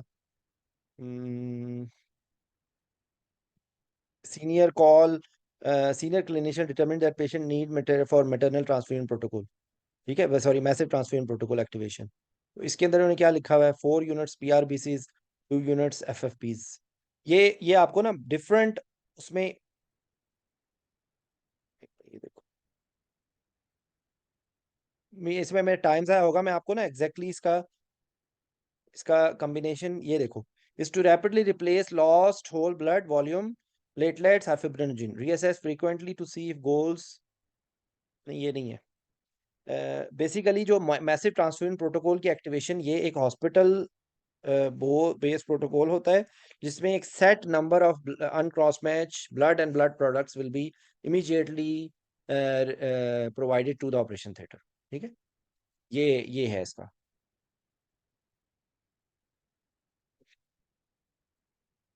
देखो यहाँ पर इन्होंने अच्छा 4 सर, यूनिट्स। इसके अंदर जैसे हमारा पीआरबीसी और प्लेटलेट्स तो आ गए अनक्रॉस मैच, तो बाकी जी, लेकिन जो क्रायो वगैरह तो नहीं अनक्रॉस मैच आएगी ना? ये भी अनक्रॉस मैच आएगा। ठीक है, ये भी अनक्रॉस मैच आएगा।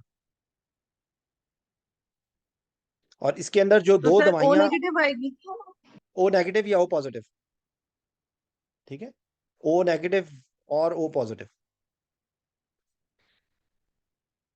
ठीक है, और इसके अलावा 2 दवाइयां और रह जाएंगी, वो भी इसके अंदर आपका जिक्र आएगा, एक ट्रांसएमिक एसिड और एक एक्टिवेटेड फैक्टर 7।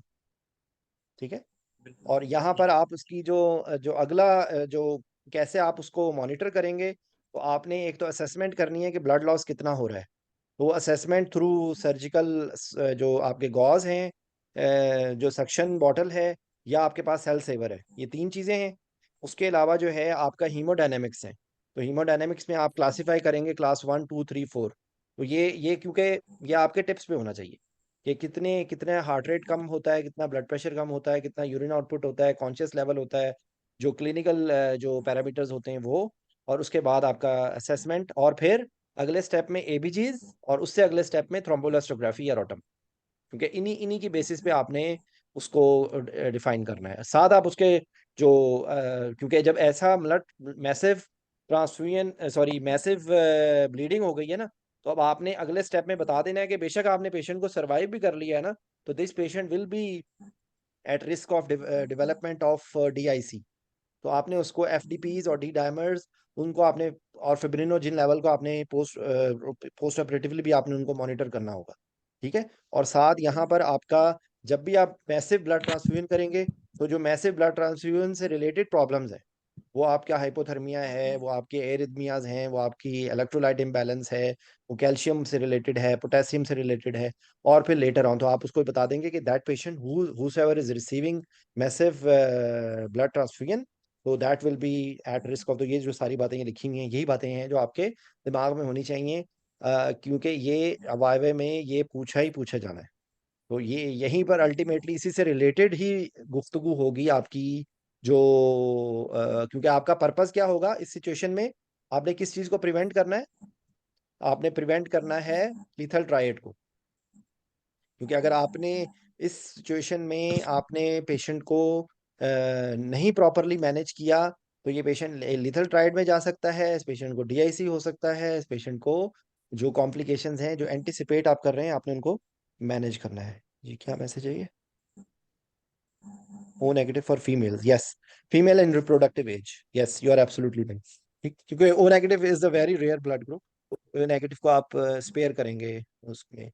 तो ये पॉइंट हो गया। तो ये जो मैं आपको बता रहा था ना, जो जो कॉमन बातें हैं, उसके अलावा तरतीब आप बता सकते हैं कि भाई ये पेशेंट एंटिसिपेटेड है, तो आप इसके अंदर स्पाइनल नहीं लगाएंगे, इसमें प्लेसेंटा प्रीविया टाइप 3। हाँ, आपसे वो यहाँ पर ब्रेक स्टार्टिंग जो फीलर है ना, जिस तरह वो मेन्यू के ऑर्डर में स्टार्टर्स होते हैं, तो वो स्टार्टर में आपसे ये पूछ सकते हैं कि प्लेसेंटा प्रीविया क्या होता है, उसके टाइप 1 2 3 4 वो कितना ऑस को कवर किया हुआ है, और लो लाइंग प्लेसेंटा है, फिर उसके बाद हाफ कवर किया हुआ है मोर, ये मुझे आपको पता होना चाहिए।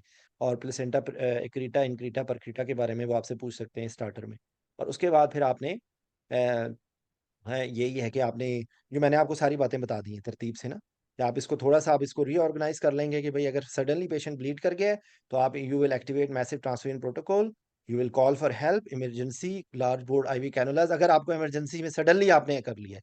अगर पहले है तो आप पहले ही लार्ज बोर्ड आईवी कैनुलाज लेंगे, इन्वेसिव ब्लड प्रेशर मॉनिटरिंग करेंगे, आप उसका रैपिड इन्फ्यूजर सिस्टम को एक्टिवेट रखेंगे, ब्लड वार्मिंग डिवाइसेस आपके पास हों, सेल सेवर हो, ताकि आपको जब हो तो आप फौरन कर लें। सेल सेवर के रेफरेंस से कुछ बातें, क्या होता है cell saver? Yusra, what is cell saver? Sir it's machine in which जो है ना सर, ये जो इसके अंदर हम लोग जो सर्जिकल साइट होते हैं वहां से ब्लड लेके तो उसको वॉश करके उसको ल्यूकोसाइट के फिल्टर से गुजार के तो फिर पेशेंट को री इन्फ्यूज करता है। हाँ, आपने तकरीबन सही इसके बात अंदर बताई है, हमने लेकिन जी जी इसके अंदर हमें ध्यान करना होता है कि हम लोग ने जो है वो उसके अंदर कोई पायोडीन या स्क्रबिंग वाली चीजें ना एडेड हो, कोई इन्फेक्टेड एडेड ना हो, और ये खाली फिलहाल गायनाकोलॉजिकल और यूरोलॉजिकल सर्जरीज के लिए अप्रूव्ड है। ये अब गैर जरूरी बात है। अब ये जो बातें बता रही हो ना, आखिर में जो बताई हैं बातें, ये गैर जरूरी बात है, जरूरत नहीं है ना। ये बात आप गैर जरूरी बातों से इज्तनाब करो। ये सारों में यूज होता है, बाय द वे, ये ऑर्थोपेडिक में भी यूज होता है, ये स्पाइन सर्जरी में भी यूज होता है, ये बहुत सारी सर्जरीज में यूज होता है। हमारे पास क्योंकि अवेलेबल नहीं है तो इसलिए हम नहीं यूज करते। गायनी ऑप्स की सर्जरी में इस जो जनरल सर्जरी में और कैंसर सर्जरी के अंदर दो तीन बातें ज़हन में रखो, कि इसकी जो एक रिलेटिव कॉन्ट्राइंडिकेशन है कि अगर फीकल मैटर है तो आपने नहीं यूज़ करना, ठीक है। जो आपका जो मेलिग्नेंसी है, उसके लिए स्पेशल फिल्टर्स होते हैं इसके अंदर, ठीक है। और जो है इसके अंदर रूल ये होता है कि देर आर टू सेक्शन, दो सेक्शन यूज होती हैं, एक डर्टी सेक्शन होती है और एक क्लीन सेक्शन होती है। तो क्लीन सेक्शन का जो क्लीन ब्लड आ रहा है ना, वो सेक्शन की जाती है, ठीक है, प्रेफरेबली, क्योंकि इसके अंदर जो है आपका जो लाइकर है, वो लाइकर जाके भी उससे भी प्रॉब्लम हो सकती है ना, और मैलिग्नेंट सेल चले गए तो उससे भी प्रॉब्लम हो सकती है, और फीकल मैटर जाएगा तो उससे भी प्रॉब्लम होगी। तो ये बातें, और अभी आपने जो बोला ना इसकी देखो, ये मैं आपको वैसे ही ओवरऑल एक रिक्वेस्ट कर रहा हूँ कि किताब के सफ़े को सुनाने की कोशिश ना करो, या अगर उस टॉपिक से रिलेटेड सब कुछ पता है ना, वो सब कुछ बताने की कोशिश ना करो। क्योंकि जब आप सब कुछ बताने की कोशिश करेंगे तो आप गलत भी बता सकते हो, आप फँस भी सकते हो। तो अगर आपसे सेल सेवर पूछे तो सेल सेवर का ये आंसर दें कि cell saver is a system in which you try to save the cells. ये सिंपल वर्चुअल मीनिंग क्या बता रहा है, कि आप उसकी सक्शन करते हैं, कि जो सर्जिकल फील्ड से ब्लड है, बजाय इसके ये कि वो ज़मीन पे चला जाए और ज़ाया हो जाए, तो आप उस सेल को निकालते हैं उसको उसका जो सिस्टम होता है जिसके अंदर उसको फिल्टर किया जाता है, उसको क्लीन किया जाता है, और उसके बाद उसको, अच्छा, उसके अंदर सिस्टम होता है उस मशीन के अंदर कि वो उसको कॉन्सेंट्रेट कर देता है। रिमेंबर, इसके अंदर सिर्फ आरबीसीज होते हैं, इसके अंदर बाकी क्लॉटिंग फैक्टर्स और बाकी चीजें नहीं होती। तो ये एक्चुअली आरबीसीज होता है, ये एक जो आपके पास, और वो उसके अंदर सिस्टम होता है जिसके जरिए इसको थोड़ा सा कॉन्सेंट्रेट कर किया जा सकता है। यूजुअली मेरे ख्याल से 70 टू मैक्सिमम इसकी 70% तक इसका हेमाटोक्रिट हो सकता है। ठीक है, तो ये बेसिक इन्फॉर्मेशन है, इससे ज्यादा बताने की जरूरत नहीं है। जो कॉन्ट्राइंडिकेशन है वो मैंने आपको बता दी। सेल सेवर के बारे में 2-4 बातें हो गई। थ्रोम्बोइलास्टोग्राफी और रोटम के बारे में आपको बेसिक पता होना चाहिए कि थ्रोम्बोइलास्टोग्राफी या रोटम करने का मकसद आपका क्या है। मकसद आपका क्या है, अव्वल तो एक बात ज़हन में रखोगे, टोक्स का स्टेशन आ सकता है, तो जो उसकी वो जो शक्ल है ना, वो आपको उसके बारे में थोड़ा सा पता होना चाहिए। तो बेसिकली यहाँ से रिएक्शन टाइम है, अगर रिएक्शन टाइम ज़्यादा है तो उसका क्या क्या चीज़ की ज़रूरत पड़ सकती है, ये इसकी, सॉरी, इसका क्या मतलब है, इसमें किस चीज़ की ज़रूरत है रिएक्शन टाइम क्लॉटिंग से? फैक्टर, हाँ, clotting factor deficiency, clotting F factor F F Ps, deficiency, FFP. F F Ps, जी एफ एफ पीज। उसके बाद ये जो अल्फा एंगल होता है, अल्फा एंगल का लिए कौन सी चीज़ होती है? क्रायोप्रेसिपिटेट। सर। ठीक है, जो अल्फा एंगल है ना, वो क्रायोप्रेसिपिटेट है, क्योंकि फिब्रिनोजन है जो मेन यहाँ पे इसकी जरूरत है। अब अगर आगे मैक्स क्लॉट बनना भी शुरू हो गया है, टाइम पे भी बनना शुरू हो गया, अल्फा एंगल भी ठीक है, लेकिन वो मैक्सिमम एम्पलीट्यूड नहीं कर रहा, यहाँ पर किस चीज की जरूरत होगी? प्लेटलेट की। प्लेटलेट्स की। ठीक है, चौथी चीज, ये तीन बातें आपको अगर इतना पता है ना, तो आपका ना तो स्टेशन गलत होगा, और इससे ज्यादा बेसिक इन्फॉर्म, बाकी इसके अंदर बहुत सारी चीजें हैं, वो मुझे भी याद नहीं है, फिफ्थ टाइम और एप टाइम और पता नहीं क्या क्या वो रॉटम के अंदर है, लेकिन बेसिक कॉन्सेप्ट ये है कि इसके अंदर, और चौथी चीज होती है अगर बन रहा है और जल्दी टूट रहा है, तो वो क्या, उसमें क्या चीज की जरूरत होती है? ट्रांसजेमिक एसिड। ट्रांसएमिक एसिड। ठीक है, ये बेसिकली ये 4 पॉइंट्स अगर आपको आते हैं, तो आपका ये सिनेरियो में आपकी बेसिक पासिंग इंफॉर्मेशन आपके पास है। बाकी आप उसको देख लो रॉटम को थोड़ा सा, क्योंकि रॉटम और थर्मोइलेक्ट्रोग्राफी बेसिकली 2 डिफरेंट कंपनीज हैं, पर्पस दोनों का एक ही है। थोड़ा सा रॉटम के अंदर ज्यादा एडवांस्ड है, ज्यादा उसके अंदर इंफॉर्मेशन है, और रॉटम के अंदर ज्यादा रिलायबिलिटी है, क्योंकि जो जो होता है ना उसमें कप घूमता है जो थ्रोम्बोइलास्टोग्राफी में, और इसके अंदर रोटेशनल है, वो जो नीडल है वो घूमती है। तो ये क्योंकि जो इसके अंदर ऑब्जर्वर जो जो है ना, उसकी वजह से एरर्स हो सकते हैं कि जिस टेबल पे रखा है, अगर वहां पे किसी ने उसका हाथ हिला दिया है, तो वो रिलायबल नहीं रहेगा। तो ये एक इसकी चीज़ है कि ROTEM is more reliable than thromboelastography with reference to its performance. Otherwise उसके अंदर जो रिएजेंट्स हैं और उसके अंदर जो सारी चीज़ें हैं वो होती हैं। बेसिक इंफॉर्मेशन आपको 4 चीज़ों की मिलेगी कि आपने फिब्रिनोजन देना है, सॉरी, आपने क्रायोप्रेसिपिटेट देना है, एफएफपी देने हैं, प्लेटलेट्स देने हैं, या ट्रांसएमिक एसिड देना है। ये हो गई। बाकी जो है ना आपकी, जो इस आंसर के अंदर जो पॉइंट से, वो मैं फिर रिपीट कर रहा हूँ, लीडिंग पेशेंट है, सडन मैसिव ट्रांसफ्यूजन प्रोटोकॉल है, सर्जिकल मैनूवर्स हैं, और आपके जो एनेस्थेटिक मैनूवर्स हैं वो वही माई बेस्ट फ्रेंड है। ठीक है, टेम्परेचर, और आपका जो CO2 वो क्या नाम है इसका, वॉल्यूम, और वो सारी चीज़ें वही वाली बातें हैं कि आप हाइपॉक्सी अवॉइड करें, हाइपरकार्बिया अवॉइड करें, हाइपोथर्मिया अवॉइड करें, तो उससे आपकी बेहतर केयर हो जाएगी। ठीक है, तो ये मेरे ख्याल से ये क्वेश्चन आपसे पूछे जाने के बहुत ज़्यादा चांसेस हैं। ये इसके अंदर जो पॉइंट्स बताए हैं ना, ये इस ब्लीडिंग पेशेंट कहीं पर भी आप बता सकते हैं, सेल सेवर के रेफरेंस से, थ्रोम्बोइलास्टोग्राफी के रेफरेंस से। और अब आपने अगर देखना हो कि टिश्यू ऑक्सीजनेशन सही हो रही है या नहीं, तो कौन सा टेस्ट कराएंगे? कैसे पता चलेगा आपको कि अल्टीमेटली जो आप कर रहे हैं उससे आपको अचीव हो रही हैं चीजें? जी मुनीब। लैक्टेट देखेंगे सर एबीजी में। हाँ, जी जी, मुनीब बताओ, एक मिनट सबा इनको बोलने दो, मुनीब को। एक लैक्टेट हो गया, सर और इसमें हम, और सर बेस डेफिसिट देखेंगे। बेस डेफिसिट, और सर हम अगर हम वो कर सकते हैं तो जो हमारा ऑक्सीजन सैचुरेशन होती है, central Venus oxygen saturation, central Venus तो नहीं होगी, तो तो आप मिक्स, अगर आप आपकी जो मिक्स भी आ मिक्स में। रही है, सॉरी, जो सेंट्रल वीनस आ रही है, उससे भी आपको एक रफली आइडिया हो जाएगा। और इसके अलावा एक और इम्पॉर्टेंट सर बात आप फिर मिस कर यूरिन रहे आउटपुट को, हो। वेरी गुड, सर यूरिन याददाश्त आउटपुट वापस आ गई, याददाश्त वापस आ गई है, ठीक है।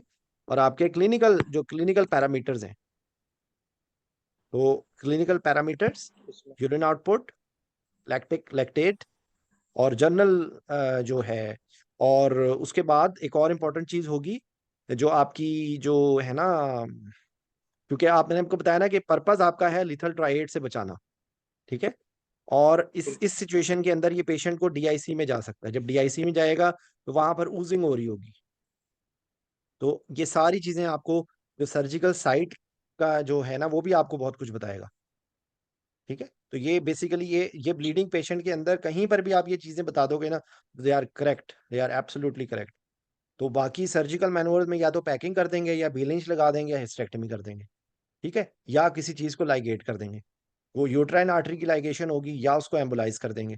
अगर वो जिन स्पेशलिटीज की जरूरत है, वो यूरोलॉजिस्ट है, ऑब्स्टेट्रिशियन है, सॉरी क्या नाम है उसका, ऑब्स्टेट्रिशियन कह रहा हूँ, ऑब्स्टेट्रिशियन तो है ही मतलब न्यूनेटोलॉजिस्ट है, इंटेंसिव केयर है, और ब्लड बैंक है, पैथोलॉजिस्ट है। ये आपको मैंने अपनी तरफ से कोशिश की है कि मैं आपको एक्सप्लेन कर दूं, ताकि ये क्वेश्चन आपका बेस्ट हो जाए।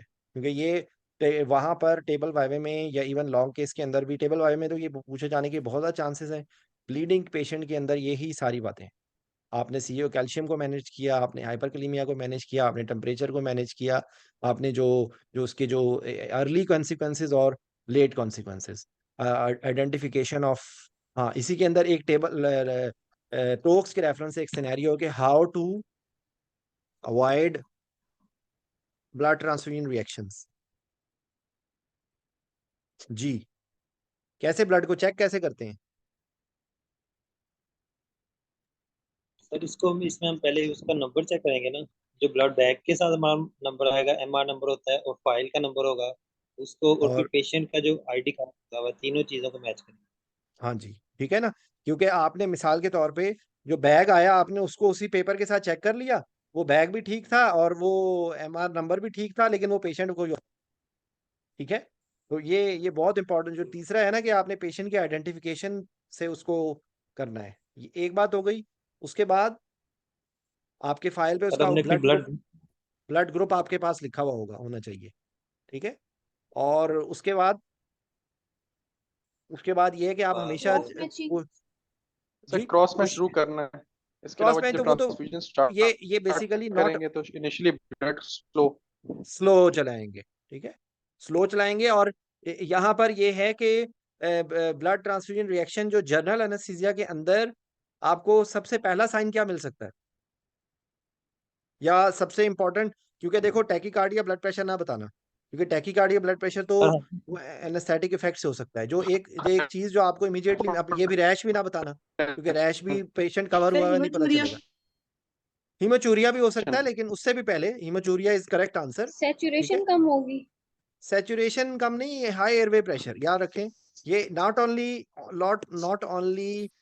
Only for blood transfusion, any anaphylaxis, ठीक है। जहां पर भी एनाफाइलैक्सिस होगा ना, जो ये जो भी बोल रहा है, इसकी आवाज नहीं आ रही है, ये आपकी आवाज कट रही थी, एनीवेज जो भी था। तो बेसिकली हाई एयरवे प्रेशर्स जो है ना, वो एक अर्ली साइन हो सकता है, ठीक है। पहला sign hypertension. Sorry, doctor Adil लिखे हैं सर कि पहला साइन हाइपरटेंशन होता है। नहीं, वो आपकी बात सही है, लेकिन देखो एनेस्थीसिया के अंदर ना ये चीज मास्क हो सकती है, ठीक है। हाइपोटेंशन भी है, फिर तो टैकीकार्डिया भी होगा, रैश भी होगा, वो तो सारी चीजें हो सकती हैं। लेकिन जेन में रखें, टेम्परेचर भी हो सकता है, फीवर भी हो सकता है। तो there are so many things which are there for, but anaesthetic and general anaesthesia के दरमियान में ना, these all signs can be masked. लेकिन अगर अगर वाकई में एनाफिलैक्सिस हो गया ना, तो उसको एयरवे प्रेशर जरूर बढ़ेंगे, ठीक है। तो ये एक पॉइंट है। बाकी ठीक है, हाइपोटेंशन भी होगी, टैकीकार्डिया भी होगा, फीवर भी होगा, नॉन स्पेसिफिक साइंस भी होंगे, ये सारी चीजें। और साथ आपके ये तो उसके बाद आप क्या करेंगे, आप स्टॉप करेंगे, और आप फौरन उसको जो है वो आपकी एयरवे ब्रीदिंग सर्कुलेशन अप्रोच होगी, कॉल फॉर हेल्प होगी। आपको ये सारा आपको पता होना चाहिए। हाइड्रोकॉर्टिसोन है, जो है आपका एपिनेफ्रीन है, और आपने जो है फौरन उसको डिस्कनेक्ट किया, आपने ब्लड बैंक भेजा, उसको रीक्रॉस मैच हुआ। ये बेसिकली एक आपका टोक्स का भी स्टेशन है, और आपसे ये कहीं पर भी ये ब्लड ट्रांसफ्यूजन के रिलेशन से जो बातें पूछी जा सकती हैं वो यही हैं, ठीक है। आपने अगर ज़्यादा ब्लड ट्रांसफ्यूजन दिए हैं तो फिर आपको जो कॉम्प्लिकेशंस है उसकी वो आएंगी। तो ये एक क्वेश्चन है जो वो आपसे पूछ सकते हैं। ये बेसिकली जो WHO की सर्जिकल सेफ्टी चेकलिस्ट है, एक क्वेश्चन ये टोक्स में आ सकता है, नेवर इवेंट्स, ठीक है। नेवर इवेंट्स इन एनेस्थीसिया, ये मतलब टेबल वाइवा में भी पूछ सकते हैं। तो बेसिकली नेवर इवेंट्स का मतलब यही है कि आपने रॉन्ग सर्जरी कर दी, रॉन्ग पेशेंट सिलेक्शन कर ली, रॉन्ग साइड का ब्लॉक लगा दिया, रॉन्ग मेडिकेशन दे दी, रॉन्ग डोज दे दी, रॉन्ग रूट दे दी, ये सारी चीजें नेवर इवेंट्स में ही है। तो उसी के अंदर ये गलत ब्लड भी एक one of the never event है, ठीक है। तो ये इससे रिलेशन से बात हो गई एक। और एनी अदर क्वेश्चन प्लीज। कोई कोई कॉन्फ्लिक्ट्स, कोई कंफ्यूजन्स, कोई कॉन्ट्राडिक्शंस?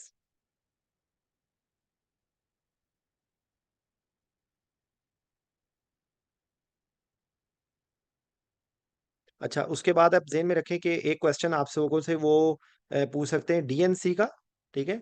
एक क्वेश्चन आपसे पूछ सकते हैं जो अलग अलग आ सकती है, मोलर प्रेगनेंसी का। अच्छा, उसके बाद एक मल्टीपल प्रेगनेंसी, यानी कि वो जो है आपकी ट्विन प्रेगनेंसी, ठीक है। तो उसमें घबराने की जरूरत नहीं है। ऑल द जो जो एनाटॉमिकल, फिजियोलॉजिकल, फार्माकोलॉजिकल कंसर्न्स हैं वो सेम रहेंगे, वो नहीं बदलेंगे। चाहे वो एयरवे से रिलेटेड हैं, चाहे वो सर्कुलेशन से रिलेटेड हैं, चाहे वो डिफिकल्ट इंट्यूबेशन है, चाहे वो हाइपरकोएगुलेबल स्टेट है, चाहे वो डिफिकल्ट मास्क वेंटिलेशन है, इजी कोएगुलेबिलिटी, इजी डिसैचुरेशन है, गैस्ट्रोपरेसिस है, एस्पिरेशन का रिस्क है, वो सारी जो 10-12 बातें हैं ना वो आपके टिप्स में होनी चाहिए। बाकी एक्स्ट्रा क्या चीज़ें होंगी, बाकी जो है वो आपको सिर्फ क्या नाम है उसका, जो ट्विन प्रेगनेंसी है उसमें जो है वो हीमोडायनेमिक स्ट्रेस थोड़ा ज़्यादा होगा। वो आपसे पूछ सकते हैं कि भाई ये किस तरीके से मैनेज करना है आपने। दोनों जब बेबी आउट हो जाएंगे उसके बाद आपने ऑक्सीटोसिन देनी है, एक एक के बाद आपने नहीं दे देनी। तो ये चंद बातें हैं उसके अंदर इंपॉर्टेंट। एक इम्पॉर्टेंट जल्दी से क्विकली मैं करवाने की कोशिश करता हूँ, वो लेबर एनाल्जीसिया के रेफरेंस से भी है। और बेसिकली एक एक क्वेश्चन, ये 2-3 जो लेबर एनाल्जीसिया में आपको ना पता होने चाहिए कि या तो वो आपसे ये सवाल पूछेंगे कि डिफरेंट लेबर एनाल्जीसिया की ऑप्शंस क्या हैं।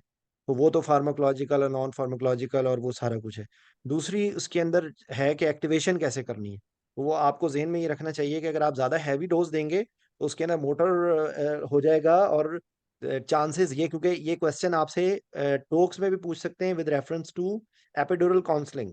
एपिड्यूरल काउंसलिंग का कार्ड है वो इसमें लेबर एनाल्जीसिया के फोल्डर में पड़ा हुआ है, आप देख लेना उसमें से कि कितने परसेंट क्या क्या उसमें क्या उसके चांसेस होते हैं, किस में क्या PDPH के क्या चांसेस होते हैं, और जो है फेलियर के क्या चांसेस होते हैं, और हाइपोटेंशन के क्या चांसेस होते हैं। वो आपको एपिड्यूरल एब्सेस, वो सारे एपिड्यूरल से रेफरेंस से हैं।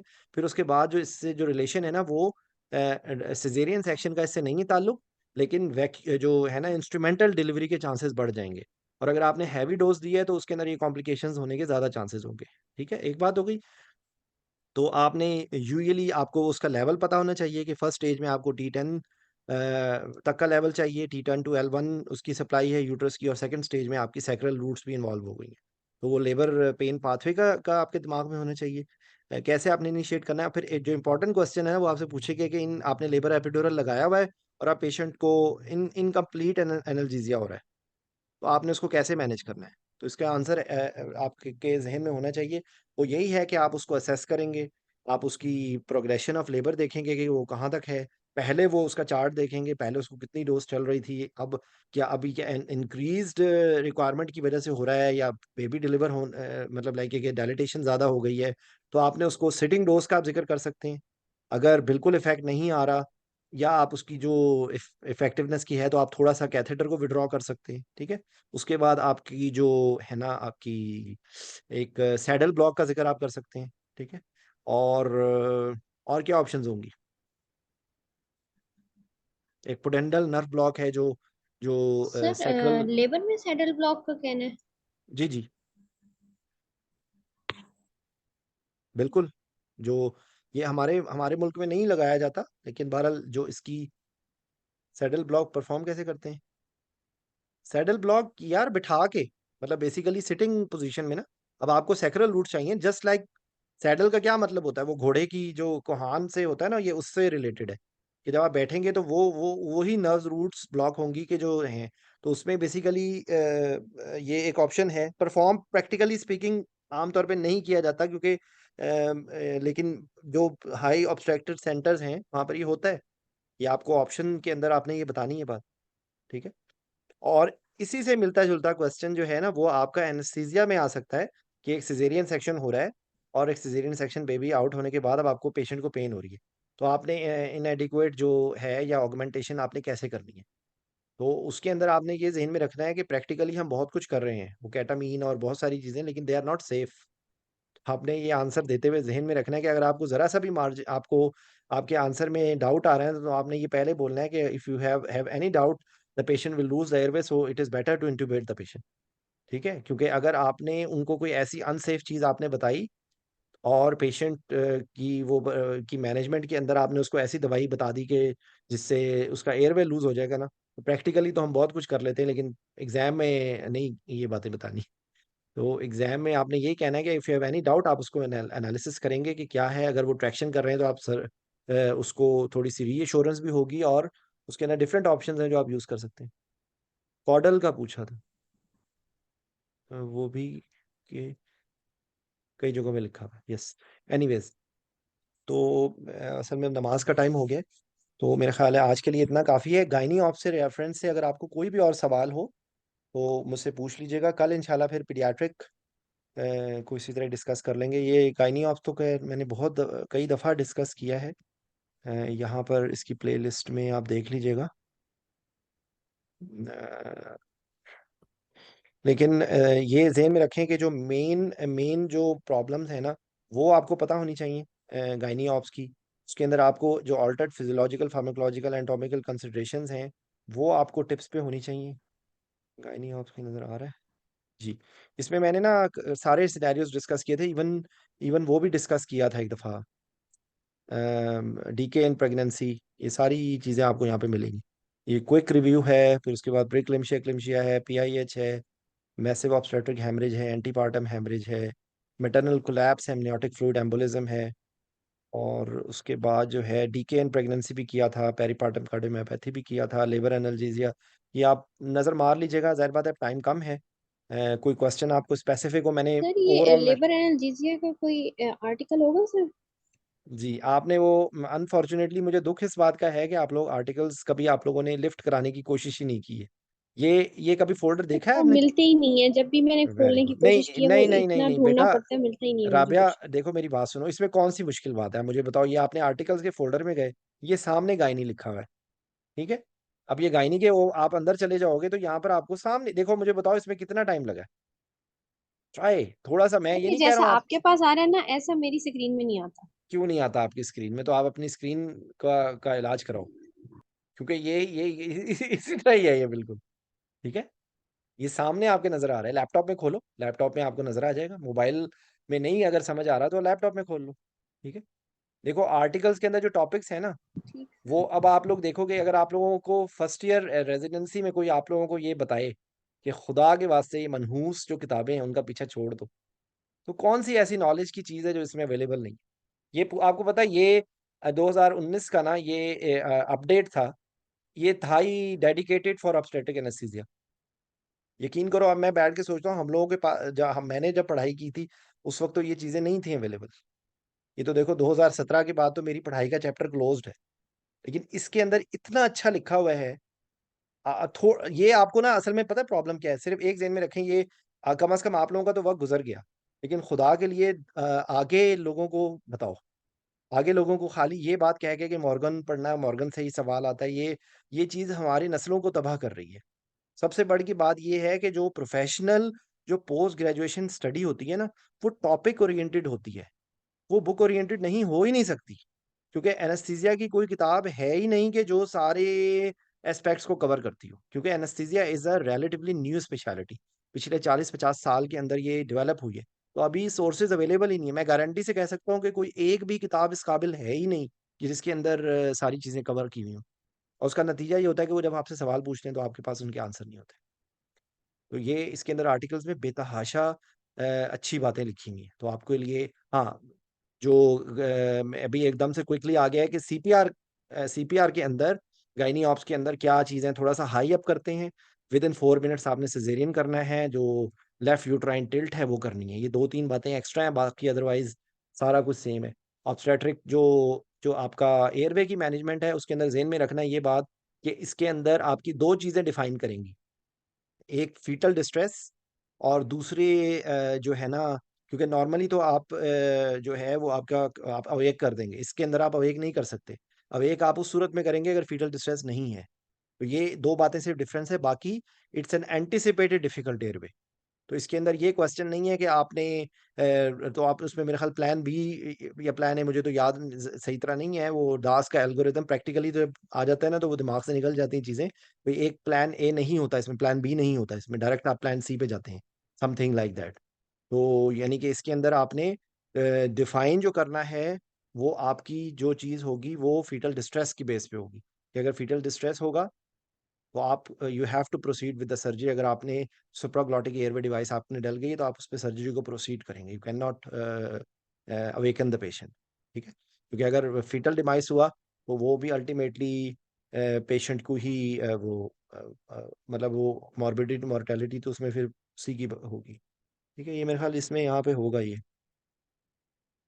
ठीक है, तो बहुत बहुत शुक्रिया आप लोगों का, और अल्लाह आप लोगों के लिए आसानी करे। कल फिर इंशाल्लाह इसी तरीके से क्विक रिव्यू जो है ना वो पीडियाट्रिक का करने की कोशिश करूंगा, क्योंकि फिर अगर आप ये आर्टिकल का फोल्डर खोलो, ये लेबर एनाल्जेसिया है, ठीक है राबिया, ये देखो इसके अंदर जी सर। बेतहाशा बेतहाशा चीज़, और आपको ये पूरा याद नहीं करना। आपने इसमें से सिर्फ खोल के ना, जो आप इसकी जो पर्ल्स है ना वो देखो, आपको की पॉइंट्स में आपको बहुत सारी चीजें मिल जाएंगी इसके अंदर, कि आप चार्ट्स देखो, ठीक है। ये वो कंसेंट वाली चीजें जो मैं आपको बता रहा था, कि ये क्वेश्चन आपसे पूछेंगे कि कितने 1 in 10 के अंदर आपको प्रॉब्लम हो सकती है, 1 in 20 में क्या हो सकता है, ये सारी इसके अंदर उसके अंदर वो लिखे हुए। एक ये भी है, और एक आपको यहाँ पर लेबल का वो ये यहाँ पे है, ये इसी इसी फोल्डर में आपको मिल जाएगा। जो एपिडुरल का इंफॉर्मेशन कार्ड, ये देखो, ठीक है, इसके अंदर आपको ये सारी चीजें, ठीक है। Significant drop in blood pressure, not working wells, ये आप देख लो, ये आपके सामने। तो ये गाइनी ऑप्स का जो फोल्डर है, इसके अंदर आपको अब जो चीज आपको नहीं आती वो आप इसके अंदर से देख लो, और अगर कोई टॉपिक ऐसा है जो आपको बिल्कुल भी नहीं आता वो भी एक दफा नजर मार लो, ठीक है। ये अब जो इरास की जो है ना, वो बहुत ज्यादा यूज है। तो ये अब eras enhance recovery after surgery का जो प्रोटोकॉल है वो हर सर्जरी में यूज किया जा रहा है। तो ये आर्टिकल बिल्कुल नया आया हुआ है, ये मेरे ख्याल से 1-2 साल पुराना आर्टिकल है ये, इरास इन 2022 का है, ठीक है। चले जी, बहुत बहुत शुक्रिया। इंशाल्लाह फिर कल मैं टाइम आप लोगों को जिस टाइम पे मेरे लिए मुमकिन हुआ, मोस्ट प्रोबेबली अगर जोहर के बाद ना, अगर आप लोग जब फ्री हो, कोई क्वेश्चन देखें जिस वक्त भी आपको कोई भी क्वेश्चन पूछना हो तो यू ऑल आर वेलकम, ठीक है। Thank you very much. इंशाल्लाह जिंदगी बखैर बात होती है। अस्सलाम वालेकुम।